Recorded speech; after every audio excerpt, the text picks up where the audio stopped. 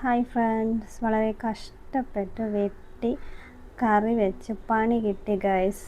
ഇത് ആറ്റുവാളയാണ്. ഞാൻ എൻ്റെ മോനും കൂടെ ഇത് കഴുകി വൃത്തിയാക്കി തൊലി ഉരിച്ചെടുക്കാൻ വേണ്ടി പറ്റത്തില്ല. വീട്ടിൽ എല്ലാവർക്കും തേച്ച് തന്നെ എടുത്താലേ ടേസ്റ്റ് വരുമെന്ന് പറഞ്ഞ് തേച്ച് വെട്ടി കഴുകി എല്ലാം കറിയാക്കി. പക്ഷേ ആരും തിന്നില്ല കേട്ടോ. പണി കിട്ടി. ഇത് നല്ല അടിപൊളിയായിട്ടായിരുന്നു എല്ലാം കറി വെച്ചത്. മാങ്ങായും തക്കാളിയും കുടംപുളിയും എല്ലാം ഇട്ട് നമ്മൾ സാധാ മീൻ കറി വയ്ക്കുന്ന രീതിയിൽ തന്നെ എല്ലാം നല്ല അടിപൊളിയായിട്ട് വെച്ചു. പക്ഷേ പരിഞ്ഞിലാണെന്നും പറഞ്ഞ് എടുത്തിട്ടത് അതിൻ്റെ നെയ്യായിരുന്നു. പക്ഷേ അത് മൊത്തം ഞാനെടുത്ത് കറിക്കകത്തിട്ട് നെയ്യ് കൊണ്ട് തിന്നാൻ പറ്റിയില്ല. പിന്നെ വീട്ടിൽ 2 പട്ടി ഉള്ളത് കൊണ്ട് പിന്നെ അതുങ്ങൾ തിന്ന് തീർത്ത്. കണ്ട കറിയെല്ലാം നല്ല അടിപൊളിയായിട്ട് വെച്ച്.